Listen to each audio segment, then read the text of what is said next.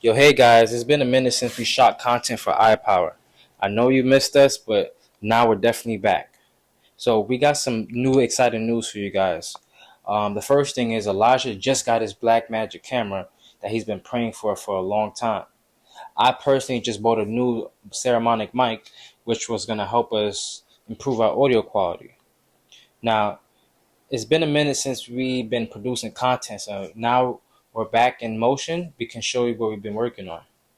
So I was just doing a photo shoot with my friend.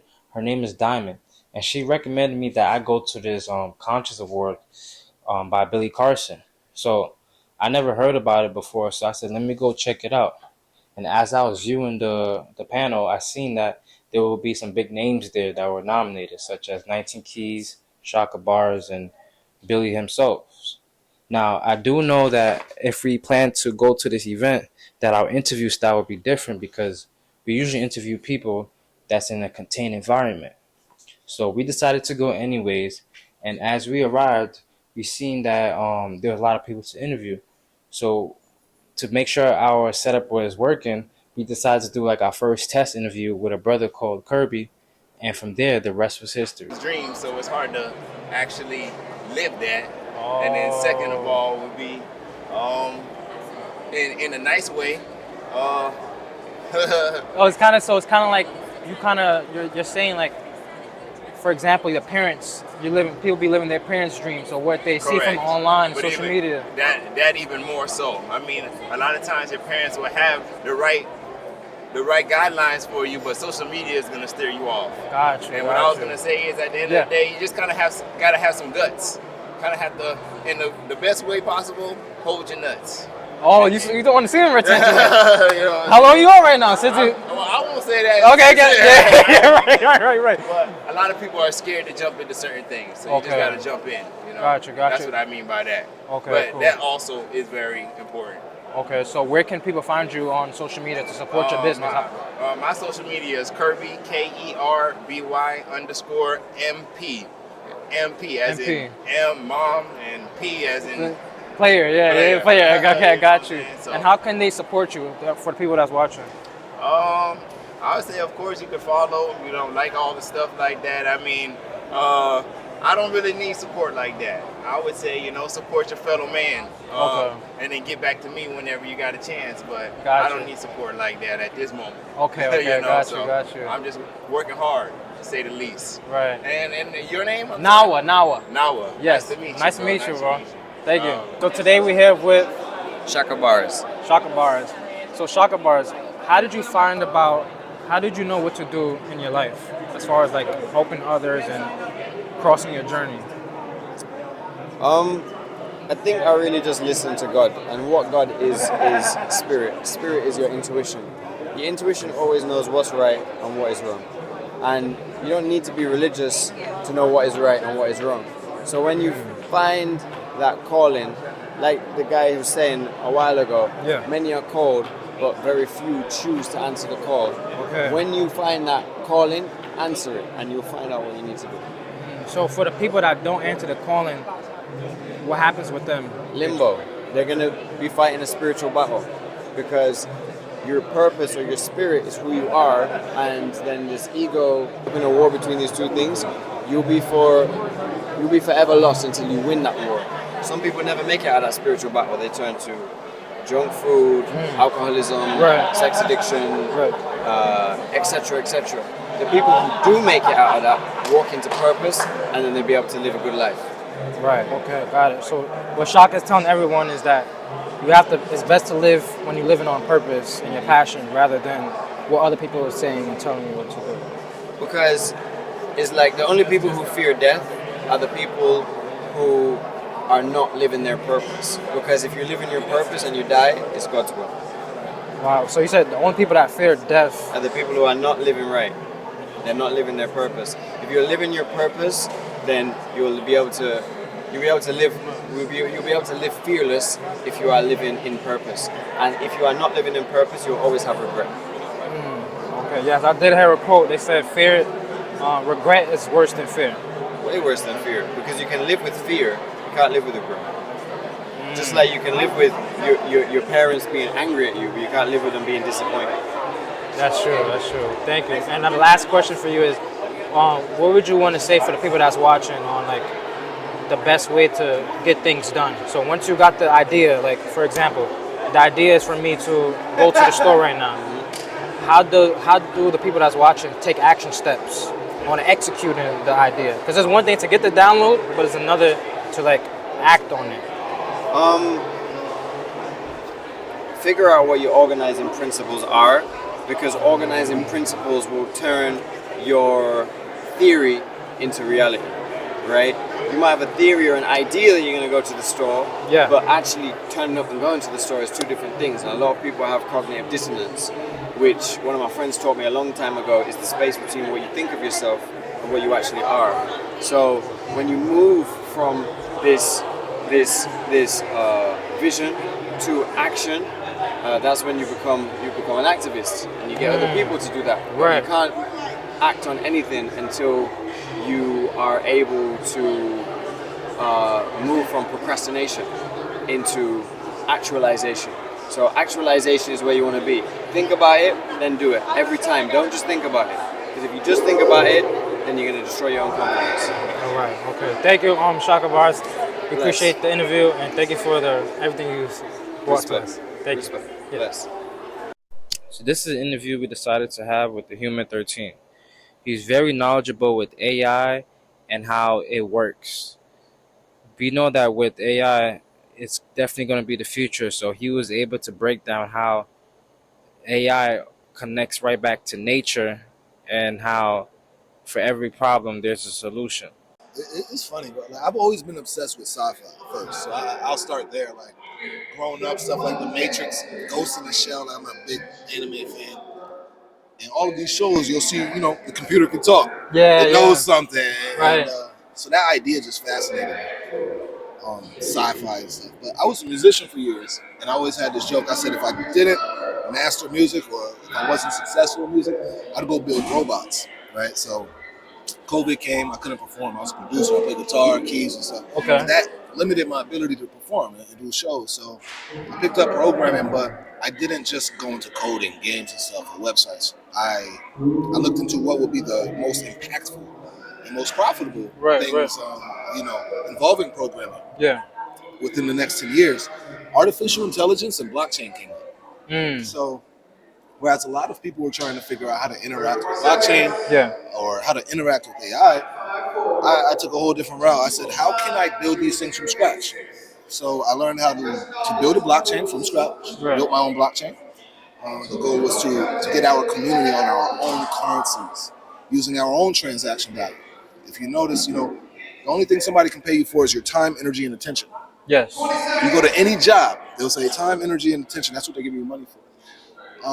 Our people, we have the most valuable time, energy, and attention. For sure. That's why they go so hard to get our attention. They create entire think tanks to target our audience. Right? So, I wanted to bring us to our own. And then the same thing with AI. How do I build this thing from scratch? What is a neural network? Because AI is built, it's modeled off of the human brain. They took the neural network of the human brain, and each neuron, they figured out, okay, how can I code what's happening in the brain into these different programs? Okay. So it's called a perceptron. So I had to literally study calculus, bro, to give you the short version. Wait, the calculus like math? Yeah. Go into calculus. All AI is calculus, and to give you the simple version, you set a program of something we call neurons, just like in our brain. Neurons, yes. And every time information goes through this quote-unquote neuron or algorithm, there's a bit of calculus performed on it. Like the math problem. Exactly. And basically what it's doing is it's using a number of data sets to make predictions. I'll give you the simplest version. You're autocorrecting your phone. Yes. Oh, yeah. You'll go to type something. How do they know what you're going to say next? Because they've seen enough examples from you to kind of predict, right? Same thing with these chatbots. Same thing with GPT, right? They studied on 800 million web pages, Reddits, Facebook conversations, Twitter conversations. So now they know how these things are handled and respond. So it's really just an advanced autocorrect. Okay. But it's calculus that's able to observe enough data and make a prediction about what's most likely to be said. what's the highest, most likely answer to this question and stuff like that. So you're saying AI is it's like an auto, it's kind of like an autocorrect in a sense. When you Yeah, but input on a a question. bigger scale, it goes just from instead of just predicting the next word. Yes. If you ask a question, it will predict based on highest probability of what it's seen online, Okay. what the answer would be, Got it. based on Got all it. the social context, all of the encyclopedias, textbooks, and narratives that it's been trained on. Yes. So it kind of can guess, quote unquote. It doesn't know. AI doesn't know anything. It doesn't know what anything means. Every word to AI is a number.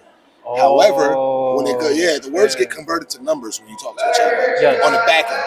But what happens is these numbers go through these formulas, these calculus formulas, and now they're able to predict what the answer would be, what the next word would be, what a suitable human-like response is, based on all of the examples that's been shown.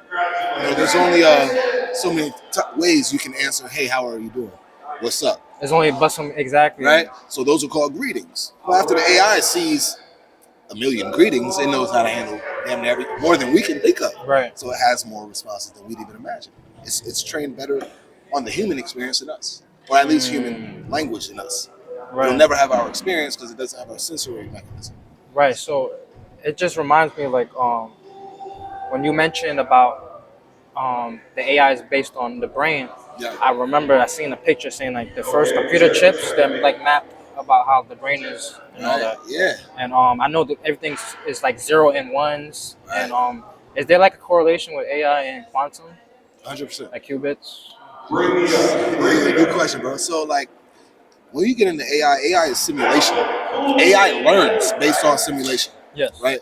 So if I want to teach an AI how to do something, I'll give it a few examples, and then it'll run simulations over and over again until it knows how to get those examples every time, or those answers every time. So, same thing with VR. It's a simulation. Yes. All of these logic. Have you ever tried to code before? Say that again? Have you ever tried coding before or stuff like that? The close, I barely touched the surface. That's all that you need. Okay. But my point is, notice it's based on logic.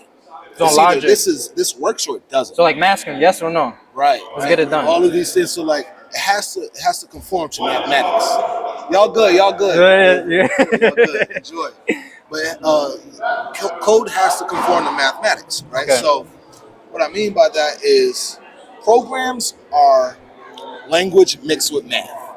In school, we call them mathematic proofs. If this is true, then this is also true. Okay. If 5 plus 4 equals 9, then 4 plus 5 equals 9. Okay. You're mixing around word problems. So, but essentially, all programs have to be based in real math and real logic. Now, we know math is the language of the universe, meaning everything is expressed in math. What do I mean by that? Distance divided by time equals speed. So if I have 10 miles to go, and I'm going 10 miles an hour, well, 10 divided by 10 equals 1. I'll get there in 1 hour. Right. So all of these things are variables. Quantum, our laws of quantum physics, these are just variables. These are math. Gravity, all of these things, electromagnetic fields, they can be computed. So that when we build a virtual reality, which is predicated on artificial intelligence, we have to follow the exact rules of the universe. Right? If my logic isn't right in the code will be in error, the code will fail. You understand what I mean? Yeah. So they have to conform. And the reason that's important, so when you look at VR, that experience is based on the same laws that give us this experience here. Quantum mechanical laws. So you're basically saying like it has to fall within the framework of like the universal laws and nature's principles. There's only universal law. Universal laws is in everything. The way I often tell people is matching colors. Every color is a frequency, right? Yes. Colors match. And then music notes. Every note is a frequency. How come some notes go good together and some don't? How come some colors go good together and some don't? Right. They're all wavelengths of frequency. You either get resonance or dissonance. And when you actually look at the frequencies of each color, the frequencies of each note, and why they work together and why they don't, you'll find proportionate ratios. So in music, we use the terms, this is a minor third. This is a fourth. These are perfect fractions. So it's all connected. It goes right back. Right, bro. It's a law of the universe. And whatever, anything. You got people in a room. He's a frequency. I'm a frequency. Me and him vibe good together. But when we add this note, sometimes it's a bad connection. But me and him good together too, and they actually good together too. Right. But in music, it scales. It's different ingredients can cause different reactions. In chemistry, different ingredients can cause different chemical reactions. So my point is, this law is actually universal in every medium, whether it's cooking, music, whether it's pictures, whether it's chemistry, whether it's cooking food, and literally anything. Because certain ingredients can't. Exactly. So laws of the universe is frequency, harmony, and dissonance. Okay. These things go good together or they don't. But when you ask about binary, the ones and zeros. Yes, 0, 1. Notice the universe is written in negative and positive. Oh, yes. Right? You have masculine and feminine, period. Yeah. You need that to jump the car. You need that to have a child. So that's duality. 100. Yeah, ones and zeros is just duality. That's all it is. And our universe is predicated on duality. Our language, that's why we have up, down, left, right. And when we say things that kind of like break that, they sound paradoxical. So I'll give you an example. Okay. I fell up. That doesn't make sense because it doesn't comply with the dual nature of our reality, 3D reality. So what's another example of that? Anything that you would say is an oxymoron. So like it doesn't even make Jumbo sense. shrimp. To say something is shrimp means it's small. To say it's jumbo is big. Right. So it's like, what is that? Yeah, right? It's like an anomaly. So, but what language gives us, damn, brother. I'm sure I'll see you later with Billy. If you tap in with Billy and Keys, I'll check you. But yeah, the guy, that's your guy, right? Real quick. Right. Light flex. But right. But my point is, like, yeah, there's this reality that we have can only express duality. Right? So that's why certain things will sound, oh, these things are contradicting. But they're not. We're looking at two extremes on a dual scale and they're consolidated. Hinduism calls this term non-duality, right? So you are, put it this way, you are mind in the body. You are infinity in something that's not infinite. So I'm in my car, my vehicle, the body. That's insane. The mind is infinite. You can go anywhere right now. You can close your eyes and go to Egypt, go to the moon, come back, go here, there, everywhere else. But your body can only be in one place at a time. Right. It lives and dies.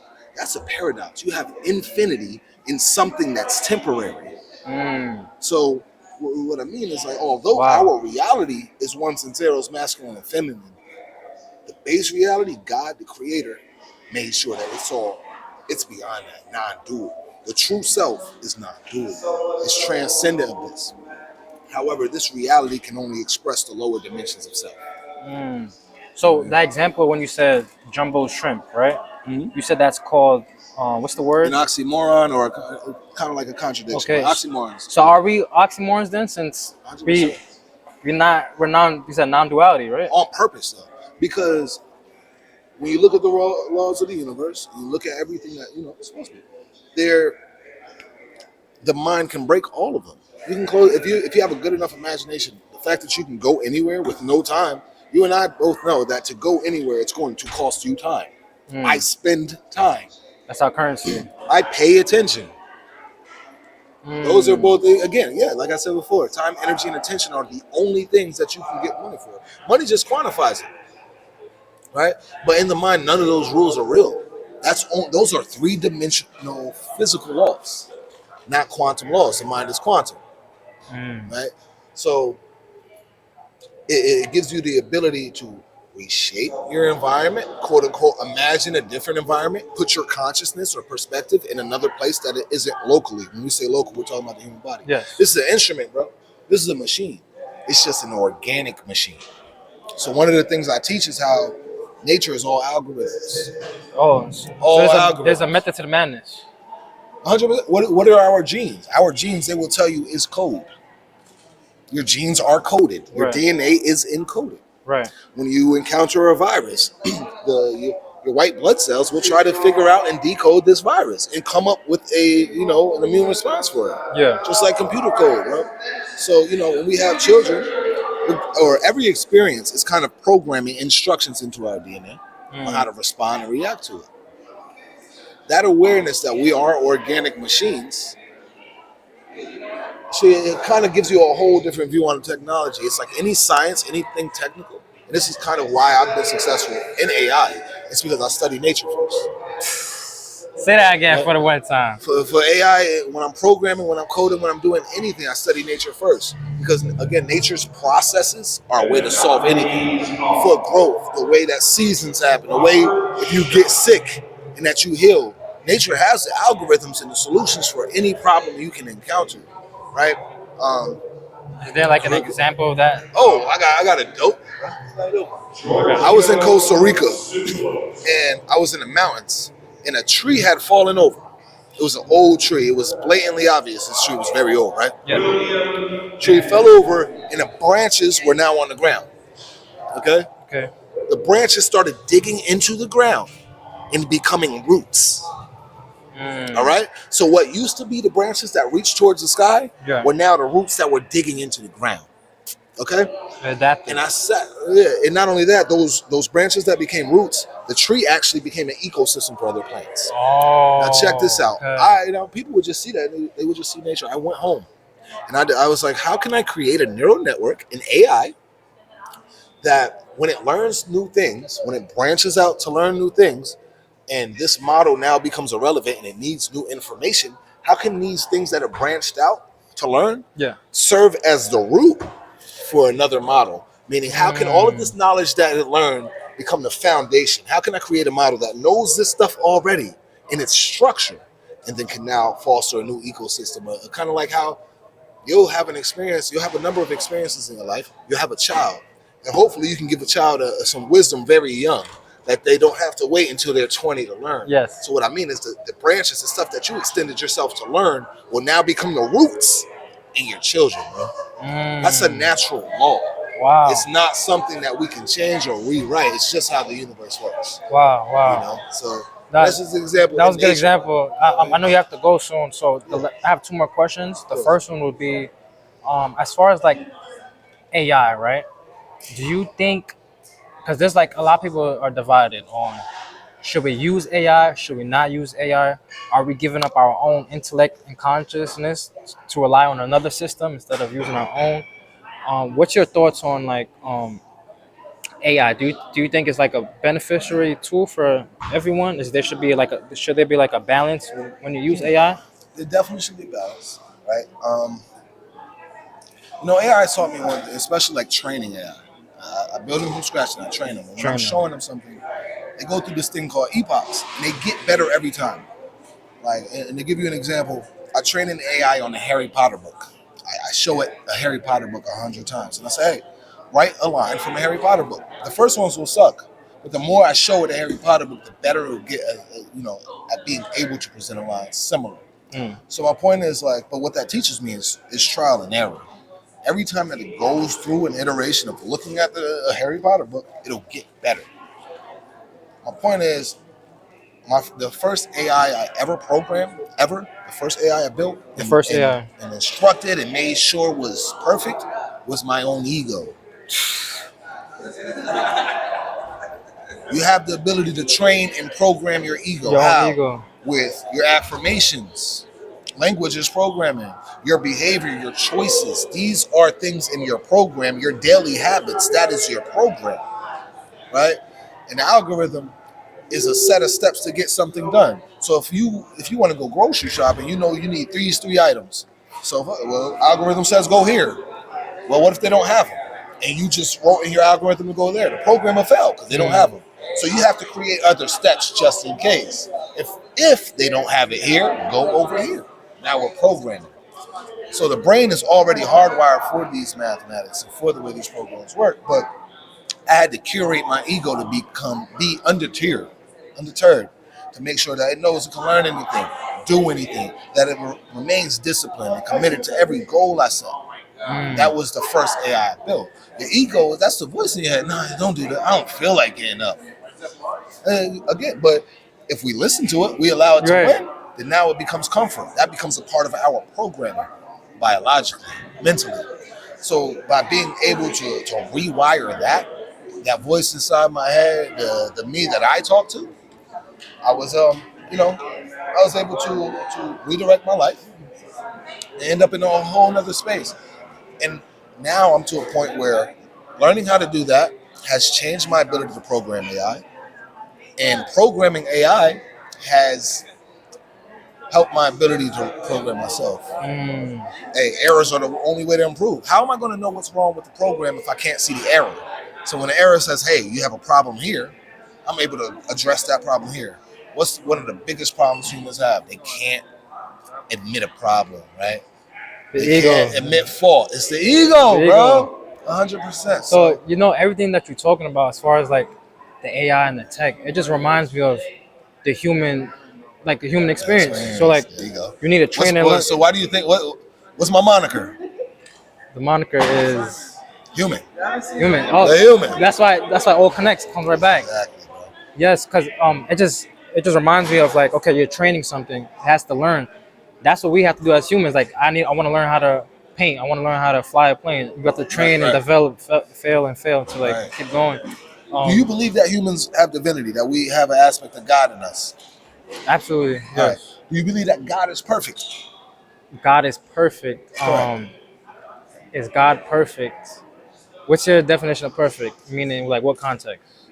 I mean, look how all this shit works. If one thing was out of place, if gravity was a little bit weaker, your atoms would float away from each other. And the earth, how it spins, everything would fuck up. Yes. Now check this out. Okay. The only way, so say you met God right now, he was perfect. Yeah. How would he be able to get better if he was perfect? There is no better, right? No, it's infinite. So what we discover with infinity is that the only way to be perfect is to keep improving. So it just keeps going. You keep getting better because God wants infinite power. God is infinite.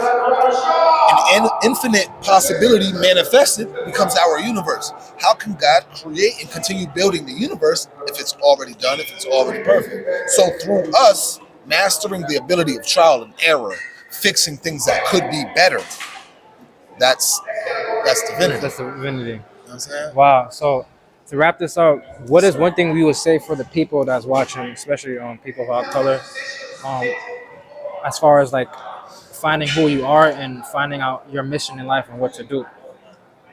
You know, it's funny. I used to hear the term knowledge yourself all the time. I never knew what it meant. Knowledge yourself? Knowledge yourself, right? It gets thrown around a lot. And well, is it knowledge of my own history, my family background, or what? Is it knowledge of my personality? All of these things, it sounded so vague. But over time it was, I realized the things I've always been good at, the things I love to do. I was a person who loved to read. That's what it is. I was a person who saw things and I wanted to make them better. I solved problems inadvertently. So I always tell people, learn yourself, like what's work, but what you enjoy doing. Something productive that doesn't feel like work. You feel like it's your purpose and you need to attack it. After that, I promise you can monetize your purpose because you'll be so driven to master this aspect because it's been what you've been your whole life. Right. I've always been a scholar. I've always been a knowledgeable person. I've always been a problem solver. I never knew I was a programmer. I never knew I'd be a good programmer. Growing up, we didn't have representation in programmers. My aspiration was fucking Wade and Kim Possible. That's the only computer dude I saw. Right. It's that, bro. It's number one, realizing that like there's nothing above you. We got God mind. There's nothing above you. You spend enough time with something, it'll start making sense. Period. And just following through. Find your attributes. Find what you're really good at and what you love to do. And I won't even say find your purpose. I'll say design your purpose after discovering what you're good at, discovering what you love and what makes you feel good. After that, you digest and interpret those things. Create your purpose around that, because it'll be what you put the most into. Wow. Still, thank you for the advice. Yo, much love, bro. Yeah, it was good interviewing you, bro. Where can people find you online? Yeah, so The Hueman, THE. No, you get don't worry, you cut out. Hey, look, we sauced out here, just a disclaimer. But look, The Hueman, THEHUEMAN on Twitter.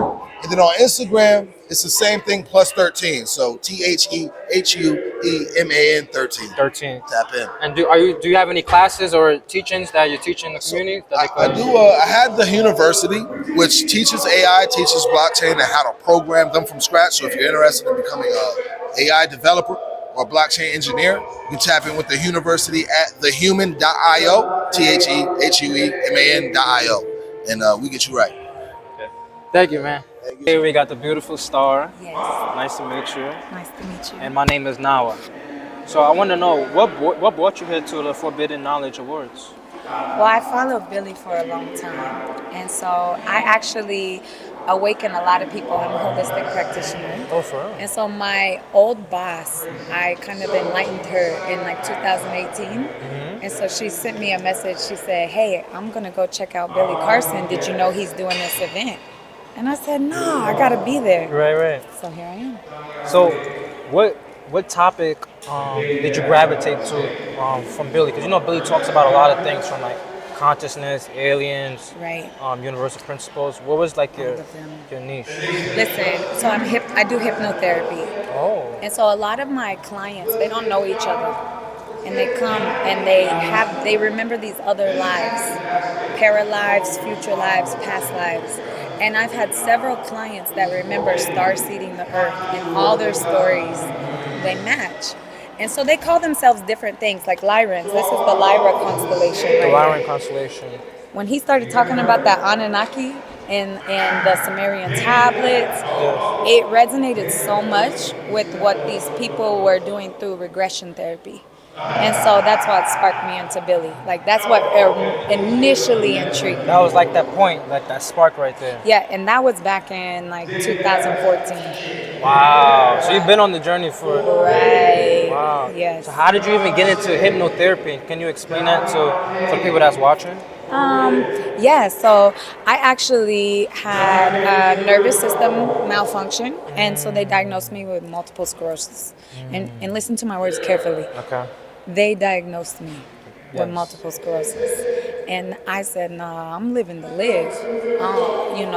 I have suffered trauma for sure, but I just didn't believe that I had this life debilitating illness. Like, I couldn't get with it. And so that's what led me into hypnotherapy and herbalism, astrology, all the different sciences. And so I found Billy along the way. By the way, wow. Yeah. So what's your sign, by the way? You said my sign? Yeah, what's your sign? My sun sign is Capricorn. Okay, Earth. Yeah, my moon sign is Gemini, and my rising sign is Aquarius. Oh, I think nice. I'm a good blend of all. You got the whole blend. Okay, nice. Yeah, be careful because my Gemini will come out. I mean, the Gemini, y'all know to communicate and talk, but y'all also too. Well, I believe in duality. I Okay. think Billy does a great job at talking about this, right? Where we're all one and we're equal on opposite spectrums. And so I think Gemini does a great job at showcasing the duality that's within every single one of us, right? Right. But yeah, I got that Capricorn leadership vibe too. They say Jesus was a Capricorn. We really? sacrifice ourselves for humanity. Wow. Leader in the house. Right. So, I like one thing I'm really impressed with is how you transform something that happened, like a big transformation for you was you said the doctors diagnosed you, right? And I loved how you transformed that pivotal moment into something great. And now you're able to help others. Because I heard that a lot of people who do good for the world, they have to go through some type of big transformation or initiation for them to step into their purpose. That's why I love Billy too, because he's very open. He's very open about what he was born into, right? And I think for a lot of us right now on the planet, we were born into these circumstances, whether it be identity categories or just classism, right? We're born into things that oppress us, from what we look like to our status in life to anything, right? And Billy does a great job of talking about that, in that you can break free. It's your internal world and your God essence allows you to tap into the creator code. All of us have the ability to connect directly with source. And when you connect directly with source, then you get to co-create your reality. And if we're all doing the same thing together, then that's how we change the world. Yes. And so several of the speakers that won, they were talking about visions that they had as children and what the world looked like and how it was this beautiful oneness. That is definitely happening. We're in that right before it happens phase right now, and it's exciting. Do they call that 5D or like Earth is going into like 5D? Oh, I love that you say this. So I do Reiki too. So I'm all into frequencies. Oh, for real? And so for me, the fifth dimension represents the one consciousness. That's what we know about, right? Fifth dimension represents one. Yeah, fifth density dimension, whatever you want to call it, represents one consciousness. I mean, all of us connect together like ants. You know, the ants, they move as one, right? Even though there are a billion of them, they're one. Human beings are on their way to do that, for sure.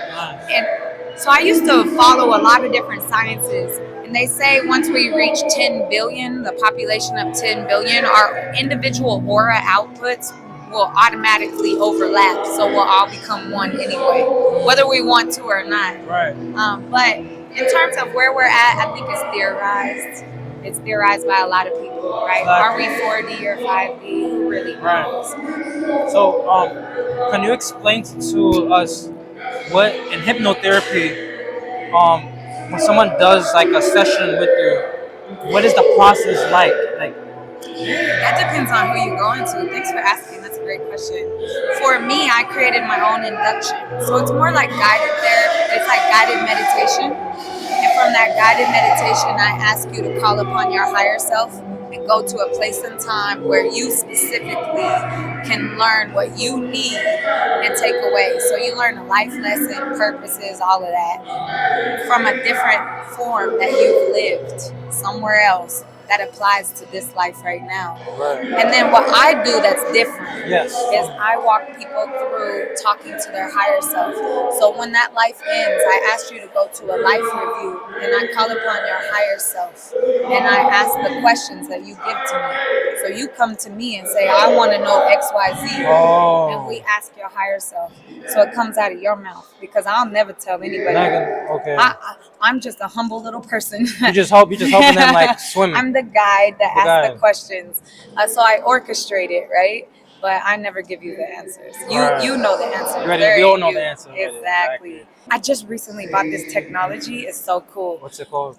It's called the Aura Audio 7. It's based on the guy who created it is in California. But you place your hand on like this plate, and it reads your energy. And it can tell like it can break down the frequencies between your emotional body, your spiritual, mental, and physical. And so it shows me like your chakra levels, if there's disturbances in it. It's the most amazing technology. Apparently it's been around for a long time, but people don't know about it. And you know, they say nothing's new. Like, it's not new. It's not new. I feel like Billy talked about it. I feel like a lot of different philosophers and like people that just know things about wellness in general, I think they know about it. But so what I do, I hate gatekeepers. Hate's a strong word, but it's true. I hate gatekeepers. Or I dislike gatekeepers. That's a better way to say it. But you know what? I'm a little ratchet sometimes. So I just be like, fuck that's it. That's a duality right there. Here's my Gemini, bitch. Right. No, for real. So I do, my sessions are only $20. An hour or $20? $20 period. How long I spend with you is up to creator. And I do that intentionally because my purpose and my passion is to empower you and to help you raise up to your highest best self so that we can all wake up this planet. Right. Because we have a lot of work to do. Right. There's a lot of powers that be, if you will. Like the systemic oppression of this planet is disgusting. And it takes all of us to come together. To break. But you know what? People get caught up in the disparities of life. I was born into poverty. I was born into these identity categories that are oppressed upon, whether it's religion, sexual orientation, ethnicity, gender, it doesn't matter. Yeah. And then if you think about that a further step, like intersectionality, I have like 3 of these categories oppressing me, it gets even more disgusting. So my goal and my purpose is to really empower people and to help them push past that. So I don't charge for anything. Somehow God blesses me and allows me to live this life where I can fly from Dallas to here, right? Wow. I don't know how I paid for this shit. You know, so for real, I don't know how. No, you know, it's interesting because the next question that literally popped in my head was, I was going to ask you, what is one divine moment you had with God? And you literally just answered it like, yes. I don't know how I came here and paid for the trip, but you made it All I happen. all I know is I wake up every day and I do my routines. I'll tell you this. Okay. The moment I learned the difference between thoughts and thinking is where I really empowered myself. Thoughts and thinking. So tell me, Right. break down, what's the difference? Thoughts come directly from God. That's source energy. That it comes through you. It comes from a higher power down to you. And where you get caught up is you have a thought. Maybe your thought is, I want to write a book. And then thinking is nah, I can't do that. I don't have the skills. I don't have the money. I don't have the expertise. That's thinking. See the distinct difference? One is an ends in itself, and the other one is just leading to something else. I want to write a book because I want to have financial freedom, because I want to quit my job, because, and see how it's never ending? That's thinking. Thinking is where human beings get caught up, and we actually shoot ourselves in the foot in terms of our God essence. Our spirits are a unique aspect of God. And so that's the thoughts come through your unique aspect. That's how this reality exists.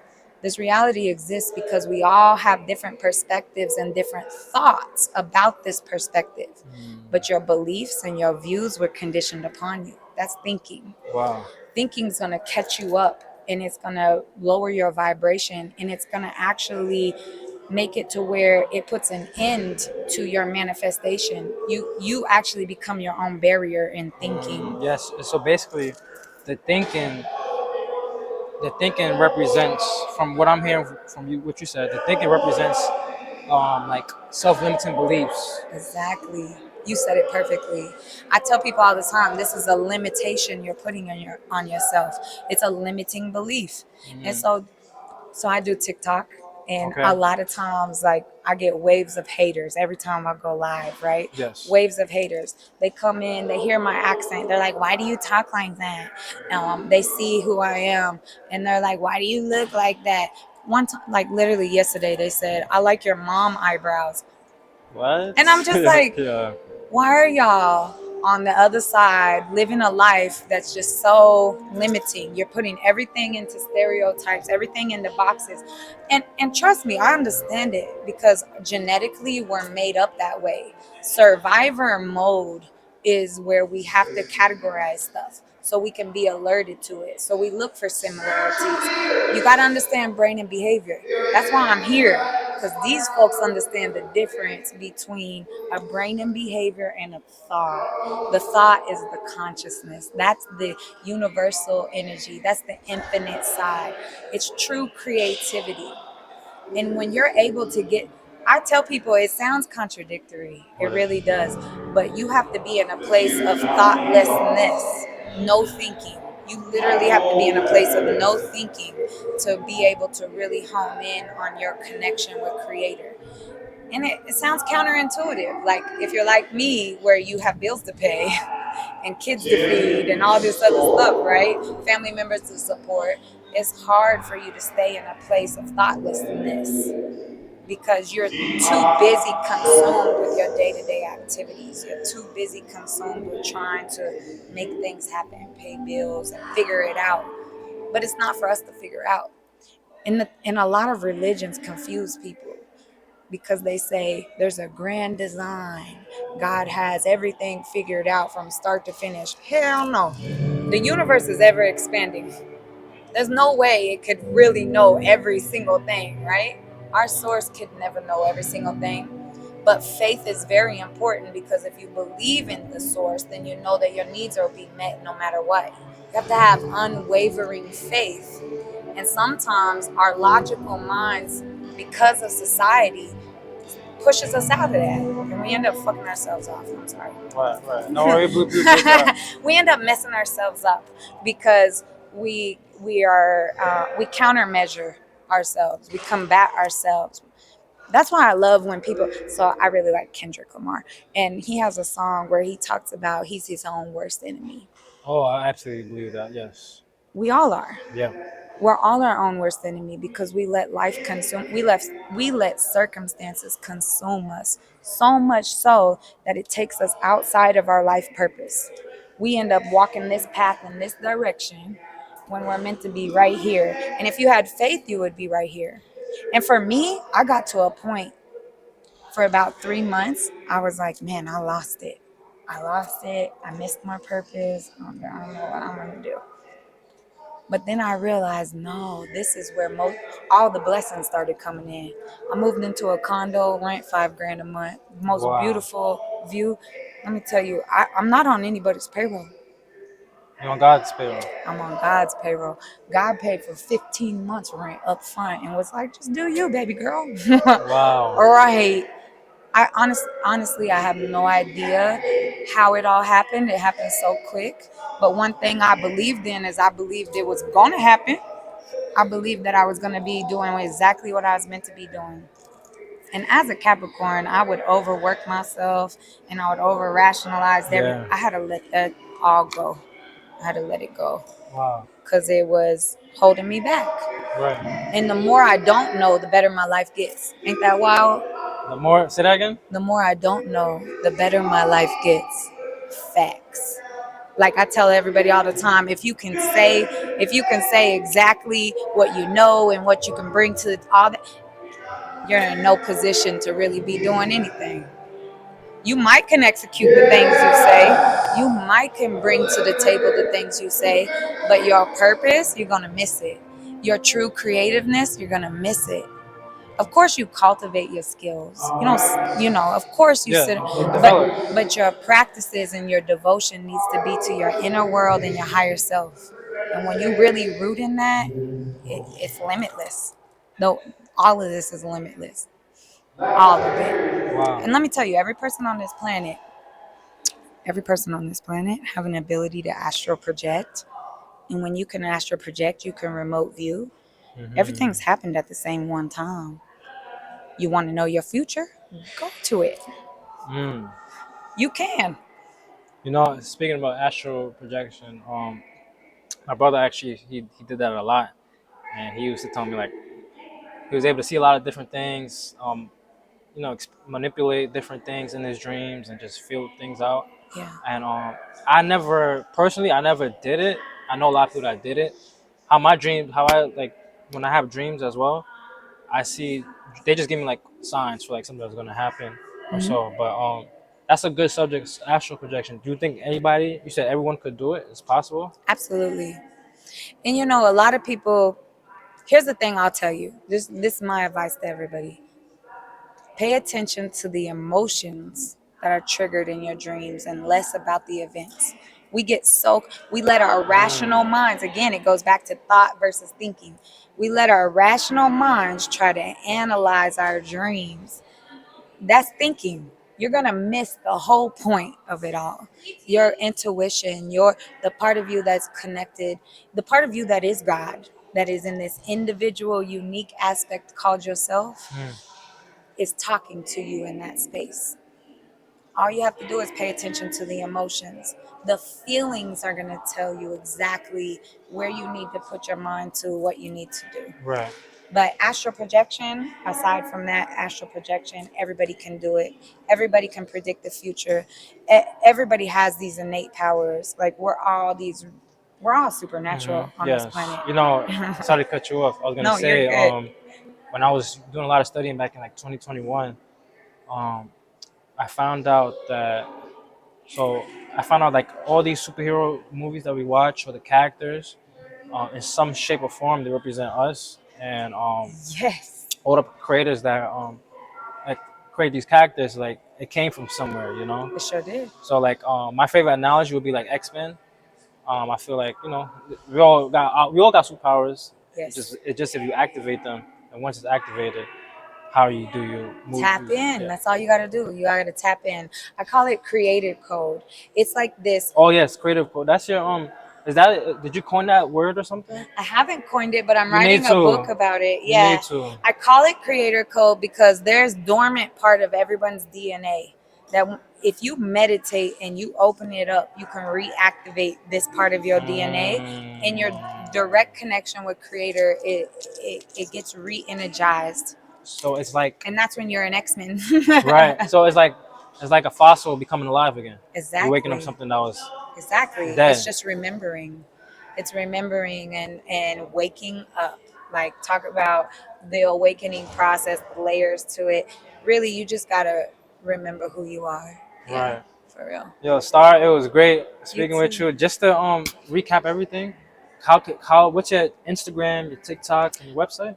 My website is enspacedaily.store, ENSPACEDAILY.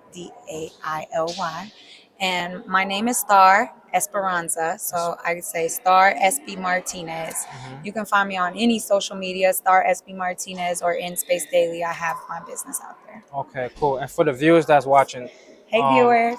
what is something you would love to say to them? I would love to say that you are amazing and you have everything that you need within you. Stop listening to all the noise around you and go within. The answers are within. And I would love to be honored to be your support. I'm always here for your corner. So if you need resources, guidance, holler at your girl. I'll point you in the right way. But you are an individual, unique aspect of our source creator. And I believe in you. So believe in yourself. Go inside. Go inside. Yeah. I like that. Yeah. Yo, thank you. It's for the interview. Today we here with Mike Rashid. Mike Rashid, and my name is Nawa. So what brought you to Billy's event? I'm a huge fan and supporter of the things that he does. I was nominated for an award, so I wanted to come out and show support and hopefully win an award. Win an award. Yeah. What was the award that you? Entrepreneur of the Year. Wow. Yeah, So as a you consider yourself an entrepreneur, like serial entrepreneur? I am. Yeah. Okay, okay. I'm the definition of it. So we'll look you up in Yeah. the dictionary. It's gonna say Mike. This is me. Okay, I got you. It says see Mike Rashid. See Mike Rashid. Okay, MikeRashid.com. got you. So how did you get into entrepreneurship? That's just I've been like that all my life. I've always worked for myself. I've always figured out like solutions to problems or voids in whatever industry or whatever I was in. One of my biggest businesses is a supplement company, and I just really back then was trying to create something for myself that I liked that didn't have the side effects that traditional pre-workouts and fat burners had. So did a lot of research on my off time from work, like after work. Started in researching ingredients, seeing what's necessary, what's not. Started buying stuff, Right. putting it together myself. You know what I'm saying? right. Where's security at? Where's security at? So I liked how so you had to research the market that you wanted to get into, which was like the supplements and stuff. Right now there's like this big thing on social media where people say like go full in entrepreneurship, quit your jobs. You don't need a 9 to 5. In your opinion, what do you think is more risky, having a 9 to 5 or going full in on entrepreneurship? Entrepreneurship is more risky. I mean, everything's risky, but it's a lot on the line when you're betting all on yourself. However, if it works out in a phenomenal way. You have the ability to create the life that you want to live for yourself. Right. Typically, not always, but typically when somebody has a 9 to 5, they're working hard to make somebody else rich. They're getting a paycheck, going back, giving it to their landlord to sleep, to rest, to get in their car and go back to the job. Security. Yeah, you guys missed security. Security. Go ahead. Come on. Man, stand your ground, brother. Okay. you made them go over there. Right. You're good. All right. Back to the TV programming. So. All right, but yeah, so you're doing that just to make somebody else rich. You're not doing anything for yourself, and it's typically 8 hours a day. Mm-hmm. That's the best hours of the day. That you're sitting in a cubicle or whatever you're doing for somebody else, not for yourself. So it may be safe, but you're just on a hamster wheel. You're going nowhere. Burning off your energy, wasting your time. So, why are those considered the best hours of the day? Is it because the sun? That's when we have the most energy. Yeah, you're productive. You wake up, you're full of energy, and then as the day goes on, it starts to wane. It starts to dissipate. So, I feel like as an entrepreneur, right? Once you have the idea that you want to execute as an entrepreneur, how do you take the action steps to get there? So I want to build a store. How do I take the action steps to build a store? All right, if you want me to consult you on building a store, there's a fee for that. You can Okay. sit down. I'm messing with you. Nah, you know, that's just a real broad, general question. I'm not really able to break down how you can open a store No, no. right here. I'm using the store as an example, meaning Yeah, like when you made you said you made your supplements, yeah. right? How did you how did you take your action steps to be like, okay, I'm gonna get this done. I'm gonna bring this into reality. I mean, I put a plan together and I executed it. As simple as that. I did my research, market research, product research, did my investments Yeah. on ingredients and things that I needed. Um, you know, and then execute it. You know, I started out with one product. Yeah. I started small. It's called bootstrapping. That's starting with your own money, Okay. and it grew. You know, and it kept growing and kept growing to where I sold that company. Started another one. Yeah. It's 10 times bigger than the first one. You know, and that's growing to $100 million company. So, Wow. you know, that's how it goes. Congratulations. You So you you put a plan together and you execute. You gotta execute. Even if you ain't doing everything perfect, it doesn't matter. You gotta be in motion. You know, because look, if you got to be decisive, make a decision and go. Let's say it's not the perfect decision. okay. Who cares? You get to pivot, recalibrate, and make a better decision. But you ain't doing nothing. Nothing's happening if you're not even moving. Mm. Yeah, so you gotta go. You gotta execute. Have It's all emotion. about execution. Okay. Yeah. So for the next step after you have your business, Mhm. you said that you sold your business to another investors or company. Nah, so I had a partner with 50-50, and I sold my half to him so I can do something bigger. Okay, I got you.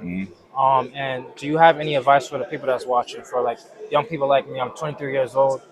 Um, how do I know what I should be doing? How do you know what you're supposed to be doing in terms Yeah, of what? Starting a business? yeah, starting a business. Identify what industry or what market you want to be in, right? Make sure you're qualified to provide whatever product or service in said market, Yeah, right?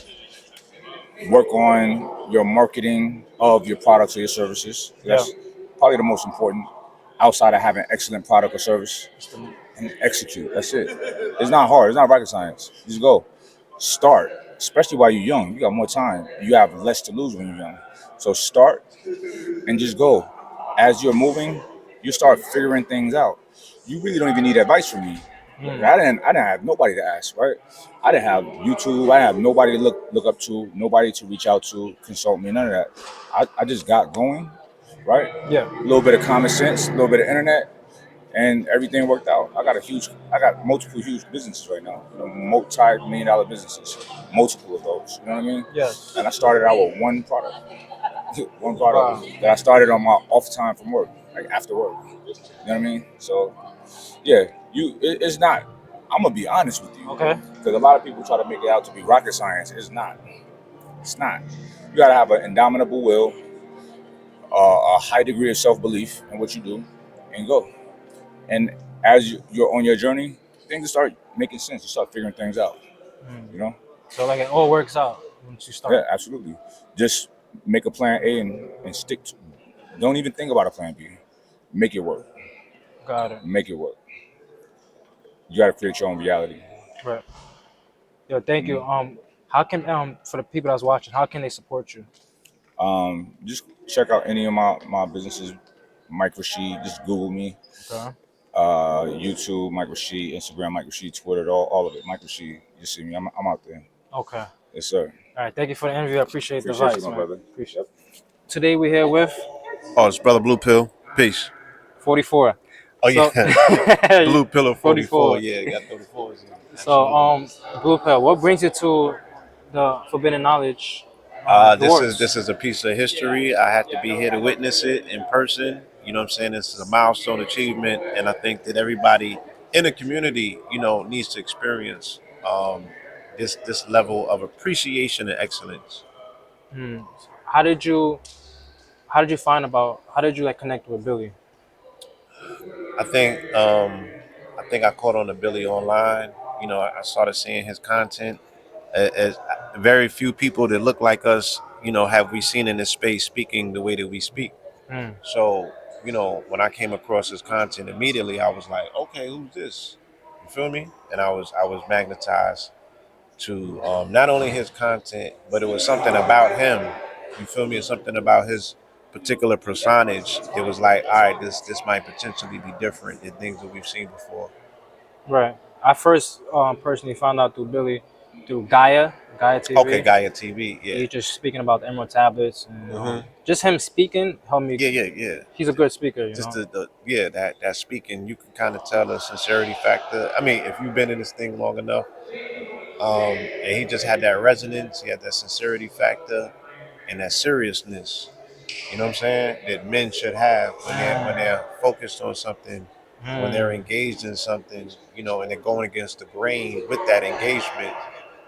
You feel me?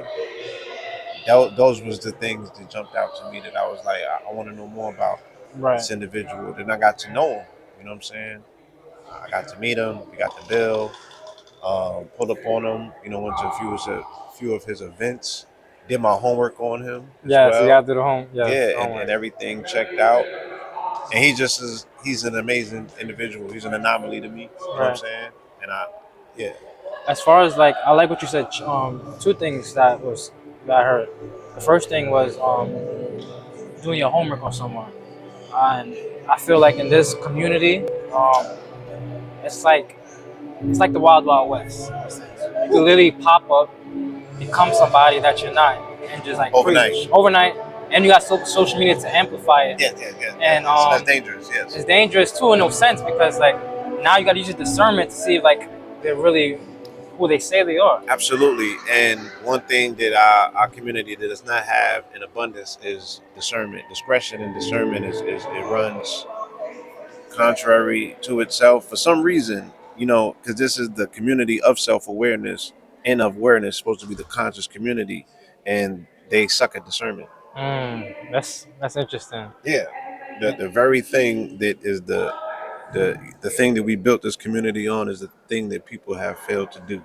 Right, because what you're looking for is always going to show you, and then they ignore. They're not aware of the things that are in their awareness. Right, in awareness. So I'll be baffled. I'm actually baffled too. You know why? I'm baffled. So I'm baffled because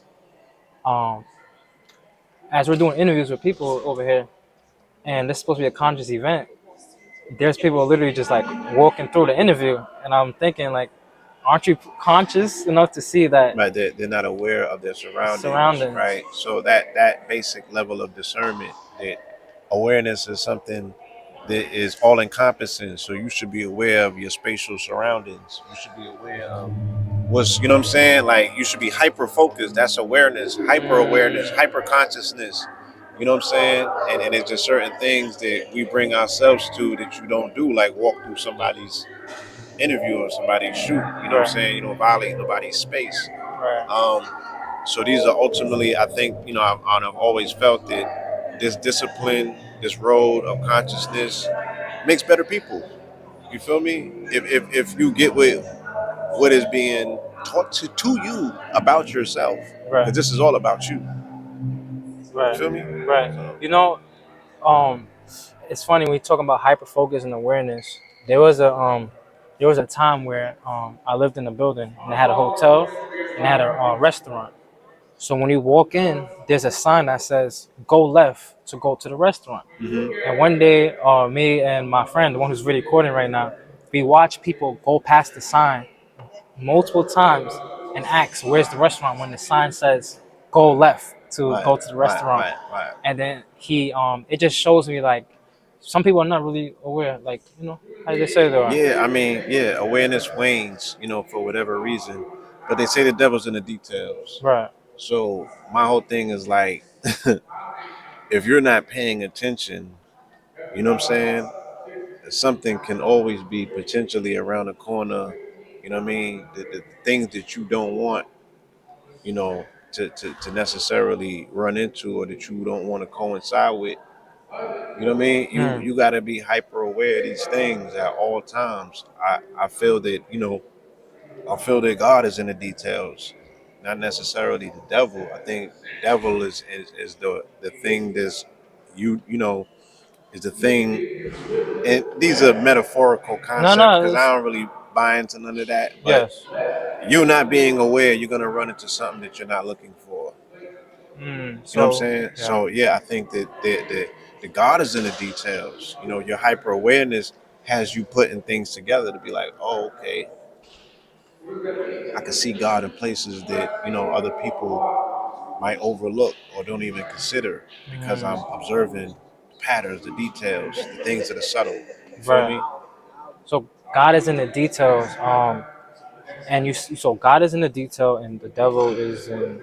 It's in the lack of your awareness of details. Because you got to be aware in order to recognize the details. The details is hyper focus. That's where you always going to find God. I don't know how you're going to find devil and things being hyper focused. You're going to find the devil in looking over the things that are telling, you know, that are speaking to your awareness. You ignoring the details where the devil's at. So, if I'm ignoring the details, right? What can I do to do better at being hyper focused and being more aware and more attention oriented? What are some? Is there like any exercises that I can do? You Is know, there? they call it being presently present. You know what I'm saying? So just being in the moment, you know, hyper focused and aware, it will have you tapping into everything in your environment, your surroundings, you know, being centered, being here, you know what I'm saying? And if you're here, then everything, you know, around you is part of your peripheral, and I'm picking it up. Like, I'm looking at the camera, but I noticed your mama coming up because it was in my peripheral. So you got that 360 everything. You have to be. You feel me? And it's like, what other condition would you want to be in a world like this? You got to be able, you got to have eyes behind your head. You got to have eyes on top of your head. And nobody is going to compensate for your lack of sight for you. So, yeah, it's the choice is yours. Ultimately, it's on you. You Right. know what I'm saying? And Right. again, yeah, you know, our quest is self-discovery. Our quest is knowledge itself. So I'm always looking to To pick get. up signals. I'm always looking for you know knowledge. I'm always searching for something that will complement my you know what I'm saying my search. So when you say that you pay attention to details and you're searching for knowledge, did that ultimately like did you was that were you able to find your gift by doing that by paying Yeah, attention? my ability to communicate with numbers was based on me being hyper focused and noticing patterns, right? Okay. Details. I would notice the most what they would consider to be the most I'm trying to find the word unrelatable. Oh, like the superstition? Not No, no, no, no, superstition, no, but no, no, no, no. I'm just saying, like, I see a 44 on a license plate. Then I see a 44 over here. Then I see a 44 over there. And they are seemingly unrelated. You feel me? But my hyper awareness allows me to be what? To say, when I see that number, I'm either in my mind thinking about what am I thinking in that moment, right? yes, Or I'm preparing myself to say, "Oh, I see that number, so now let me get ready because I know the next something's few about things, to something's about to happen, something about to show itself to me, something about right. to reveal itself." So that hyper focus, me noticing patterns in nature. I had read somewhere that they said that God exists in the patterns, Mm. right? You know, they saying the devil exists in the details, but something that had told me, yeah, God exists in patterns. Once you patternize nature, that's evidence of creator. So I just became super duper hyper focused to concentrate on patterns. You know what I'm saying? And these patternized numbers was the thing that was really communicating to me, and that ultimately started communicating to me keys to this entire universe that showed me that yeah, everything is connected, everything is related. There's no compartmentalization or separation. You just have to find, you know, where the thread line is. So, you was gonna say something else? Oh, okay. So when you said one of your gifts were like recognizing numbers, right? Do you think that everyone on Earth has a particular different gift, like X Men, and like superheroes, comic? I think that everybody has a superpower. Everyone has a superpower, My and superpower is listening. It's not even my ability to pick up patternized, you know, numbers per se. If I was to say what's my superpower, is listening.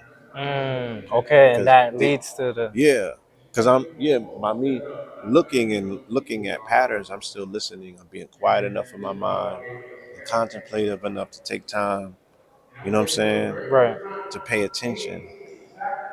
You know If you that. always talking, not to No, cut no, you, you if you good, you always good. talking, if you always into something, you don't got time to have time. You know what I'm saying? You too concerned with what you got to say and how it sounds, and I'm not in that space of my life anymore. I'm more so listen, I observe, you know what I'm saying? And I get the most benefit out of that. You know, in this day and age, when you talk about listening and hyper focus, I personally feel that those two things, and anything around that subject matter, is very valuable. I know we talk about gold, precious metals, crypto, and different things, but Mm-hmm. I personally feel like your attention is more valuable than any of those things because think of it, when we wake up, you always get bombarded with advertisements or everyone's trying to grab our attention. Can I get your attention? Can I get your attention? And I feel like if you got the power to, you know, be Focus, aware yeah. and be hyper focused, then you can get a lot of things done. You can get a lot of things done, and you can Huh? wait, what? Alright. Alright.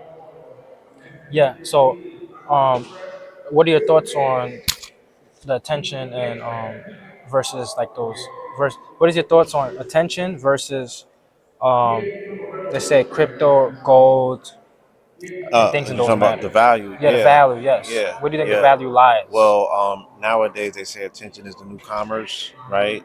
Attention is the new economy, so that already goes to show you that they understand the value of attention, that being an asset class altogether.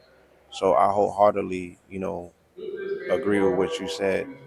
That attention, the value in attention is everything.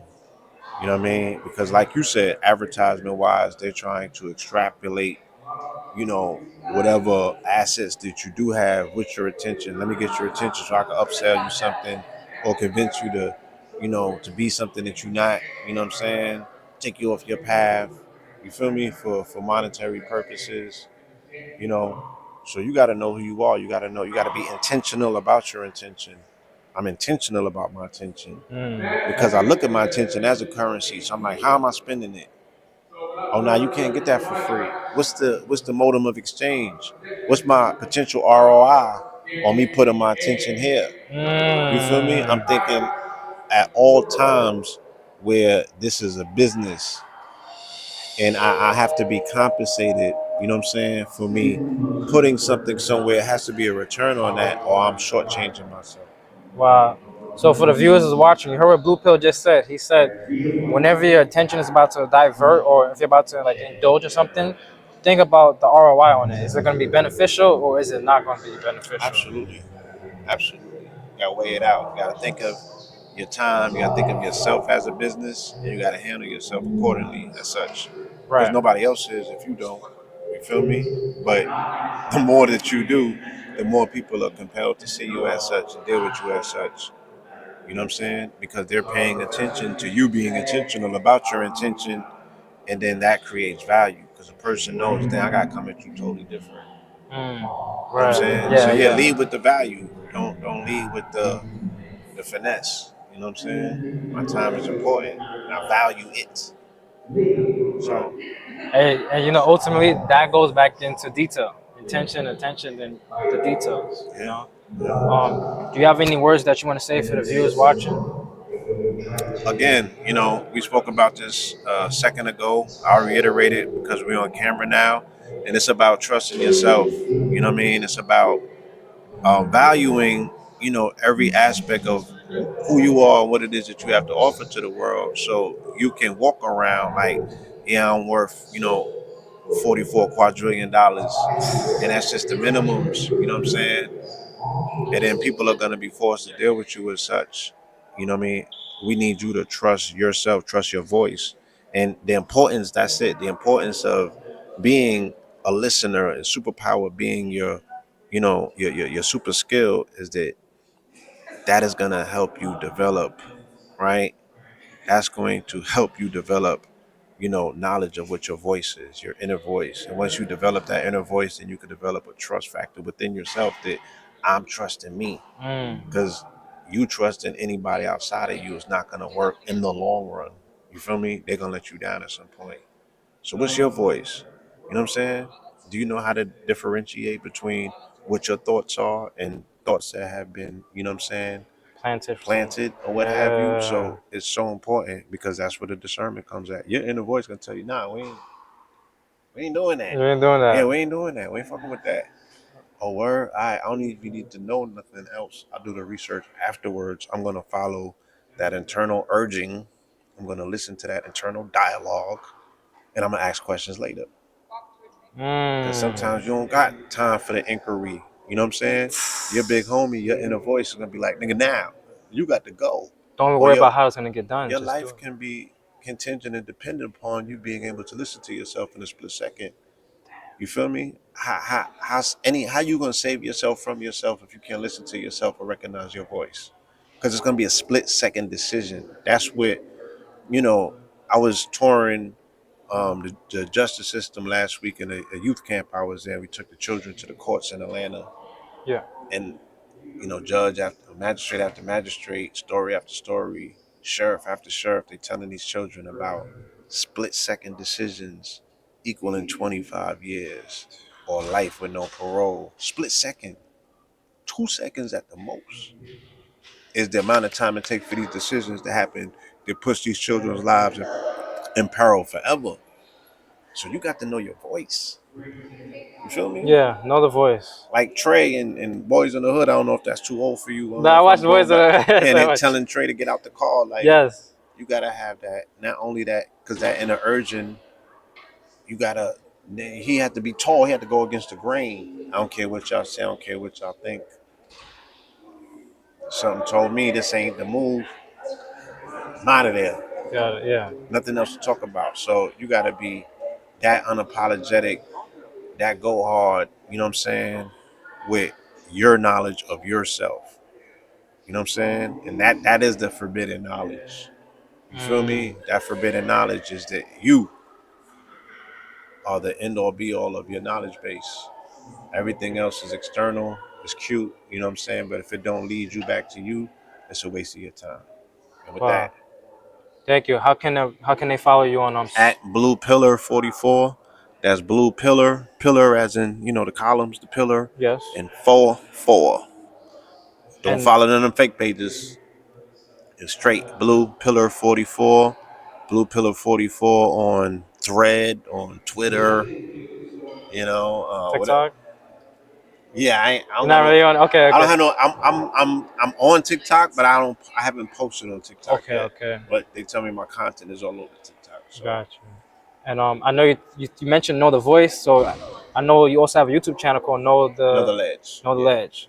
So check that out. Know the Ledge Media on YouTube. Yes, check out my brother Black Magic 363 because we got thousands of videos over there. And check out that high level conversation interview with me and 19 Keys. We had 3 million and some change, but it's well worth it. You know what I'm saying? That dialogue was my dialogue from the heart to the world. I was listening that day. All right? Yeah. Peace, man. Peace.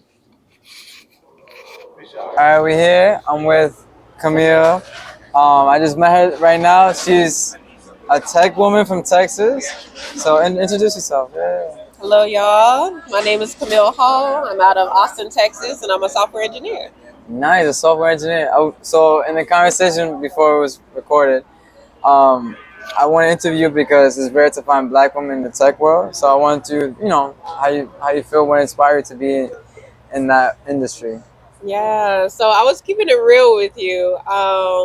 Definitely, I got into the industry for I guess you can say the financial freedom for sure, and being able to have the skill sets so that you can build a business once you get the experience that you need.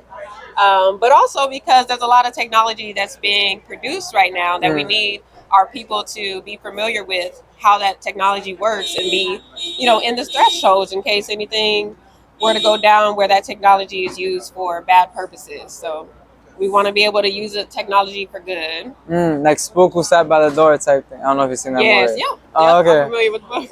Okay. No, so you mentioned earlier, to dismantle, AI what's your perspective of AI? How can we use it for the good, you could say? Okay, Or so consciously, yeah, for the conscious. Yeah. yeah, definitely for the good as far as gaining back your freedom, gaining back your time, because time is everything as far as like what you essentially is like what do you pay attention to, what are you actually investing your time in, that's literally your currency. So the AI can literally reduce a lot of the work for you. The AI can come in as maybe like your first employee if you're building a business. Specifically for me, I use the AI to write up a lot of contracts, and then I go over it and proofread it myself. Any legal things of that nature, I usually use AI for that purpose. Any of my marketing, caption, things of that nature, I'll use AI. I know other people who are getting streams of income by using AI to essentially create images. Like if they wanted to create a children's coloring book, they'll ask Midjourney AI to create this illustration book or Yeah. create a page one at a time, I seen that, yeah. and they'll be able to put it all together in like Adobe InDesign and be able to get it published by someone, and then put it on the market where um, some people can buy it. And people are making money just so quickly based off of the AI and utilizing that. So I think it's again financial freedom. Like this is the world we're in. We're gonna be like the Jetsons, and you got to be able to know how to use this technology. Don't be scared of it. Right. No, but people are worried because AI is like, well, not potentially, it's going to, fire a lot of people, especially now what's happening in Hollywood and what's going to happen to like artists, people who draw, paint, and all that. So what's your perspective? Is. And it is, unfortunately. They've even put software engineers at the top of the list as people that are going to be replaced. And a lot of software engineers are feeling like, well, maybe the entry level software engineers, but they're still going to require that proof reading or that look over from a human eye, no matter what. But I say with every time that's unforeseen, we got to be able to assess what's in front of us and be able to come up with solutions. Just like the pandemic that we went through, none of us knew what we were going to do. If you were in those industries where it was face to face or service level or retail industries, but you just kind of had to assess the situation and make new moves and figure out from there. So it's going to be new for all of us, but we'll get through it. As everything else we went through. We'll get through it. Yeah. So what solutions will we have for people who are worried about AI or scared to lose their job? You fear what you do not know. So Can you say that again? Can you say that again? You fear what you do not know. You definitely need to get familiar with the technology. And that's a little bit of the work I do. So I create a lot of videos based on the technology, how to use it, how to just go on ChatGPT on your phone and ask for a command like, hey, can you write me an email to a coworker that's been bothering me? So you can, do the, hey, listen, Linda, via the AI, so you don't have to get in trouble at work. So I just teach people like these real life situations on how to use the AI, because maybe some people just don't have access to someone that they know that knows how to use the AI. So I as well as many others are producing videos around, just basic. It's literally as simple as sending a text message. And that's why I tell people, a lot of people think it's really hard to adopt it, but if you can send a text message, you can use AI at this point. I like how you said that. Well, so what's your Instagram or ways that people can contact you or see you watch your videos about it? What's to tell the viewers your, where to reach you out? You can definitely follow me on Instagram and TikTok at CamilleHall.js. That's CAM as in Mary, ILLE Hall HALL.js. And one thing to note as well, kind of what we were talking about with the machine learning. For any parents out there, be mindful of what you're teaching your children, what you're saying to them, how present you're being with them, because a lot, just like the machines that we are currently programming right now with machine learning and AI specifically, these machines are learning based off of trial and error and based off of a small input of data that we're giving it. And based on that, the machines are essentially creating their own neural links. They're essentially creating their own minds of what could be the possible solution based off of that. And that's a lot. It really mirrors like how our children's brains work and how our brains work. So that little bit of input we get, we're then able to make neural connections and be able to, have output or solutions. So if you feed your child negativity, they're going to take that neural link, they're going to take those memories, especially that raw emotion of, feeling sad or mad, and they're going to start, producing outcome and fruits that you probably don't want. But if you give your child programming that's good, or programming that helps them figure out things for themselves, and you're present with them and you're asking them why you feel this way instead of condemning them for feeling that way, then you're giving them the tools to be more successful later in life. Just like computers, if we program computers all bad or we give it a virus, it's just going to keep multiplying and multiplying and multiplying, and that virus would take over that computer. So what you program, TV programming, computer programming, human programming, it really correlates. So it's very important. Wow. Yeah, that was deep. Wow. Thank you so much, Camille. You're welcome. Thank you so much. For the interview. I appreciate it. Thank you so much. Good meeting you. Thank you.